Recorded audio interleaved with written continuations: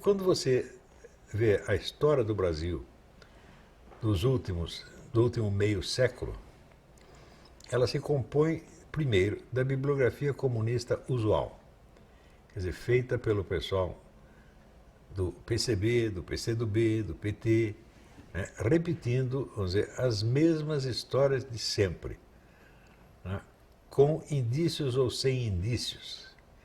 Eu já vi o seguinte, já vi até acontecer o seguinte, o sujeito divulgar pela internet, nós temos aqui a prova definitiva de que os americanos armaram o golpe de 64. E a prova definitiva era uma gravação do embaixador Lincoln Gordon conversando com o presidente Johnson no dia seguinte, já no 1º de abril.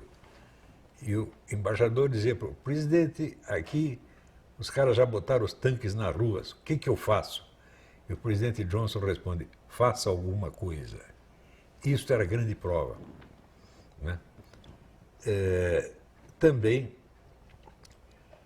às vezes em que eu mesmo investiguei alguma coisa e descobri, eu vi o seguinte, que a indiferença da classe jornalística e da classe acadêmica pelos fatos é total, absoluta e, como é que se diz, irrecorrível.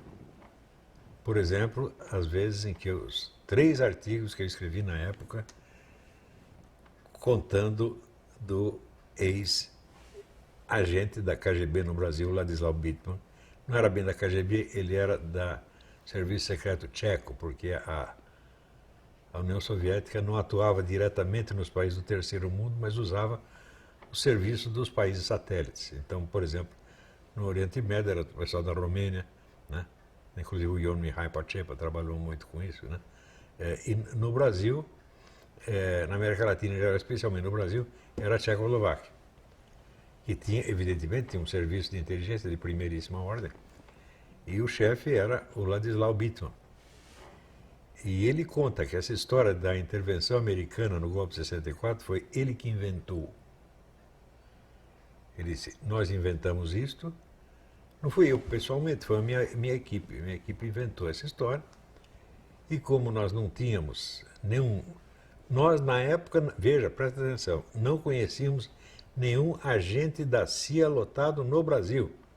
A KGB não sabia de nenhum agente da CIA lotado no Brasil na época.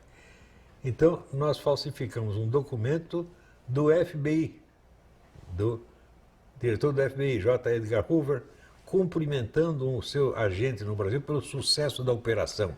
Pelo contexto, a operação só podia ser o golpe. Só que, e daí nós espalhamos isso para a mídia inteira, todo mundo acreditou, todo mundo repetiu, e continuam repetindo até hoje. Só que deu o seguinte, o FBI não pode atuar no exterior. Quem atua no exterior é a CIA. De maneira que você não tinha nenhum agente da CIA, a CIA não estava fazendo nada. E os americanos não estavam fazendo coisíssima nenhuma. Também, você veja, quando os caras querem provar essa intervenção, eles dizem, olha aqui, havia ali várias entidades americanas dando dinheiro para deputados e senadores brasileiros para descer o cacete no presidente. Isso de fato havia, né?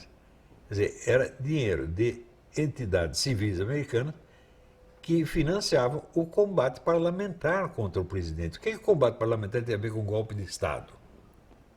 Você vai ver a lista dos deputados que falaram mal do João Goulart? Nenhum deles pertencia ao grupo revolucionário. Ou seja, são 2 operações completamente distintas. Quer dizer, você combate o cara no meio parlamentar, o que é perfeitamente ilícito, e você recebia dinheiro da KGB, por que não pode receber também da CIA? Tá certo? Então, era apenas, vamos dizer, algumas consciências compradas, tá certo? De um lado e de outro, mas isso não tem nada a ver com o golpe aparece depois, né? Mas, veja, a imensidão da bibliografia comunista tem a vantagem de que ela é concordante, então ela dá uma impressão de consenso. E do outro lado, o que você tem? Você tem ou trabalhos puramente amadorísticos, feitos, por exemplo, por jornalistas, ou livros de memória escritos por militares, livros polêmicos, ou seja, não são livros de historiadores. Do lado da... Comunistas são historiadores profissionais, embora, insisto eu, não tenham formação de historiadores profissionais. Asseguro isto para vocês. O pessoal que sai das universidades com título de historiador não conhece nada da história da sua própria ciência. Eles desconhecem todos os historiadores principais e leem só porcaria tipo Hobsbawm. É assim mesmo, não estou exagerando. Isso eu digo e eu provo. Quer dizer, eu tenho material suficiente para provar isso, né?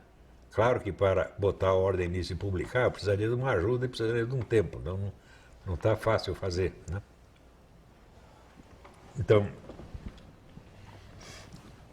diante desta situação, eu pergunto, mas que debate sério sobre qualquer assunto político pode haver no Brasil? Nenhum. Ninguém sabe nada e tudo gira na esfera das histórias da carochinha, para um lado e para o outro. É isso?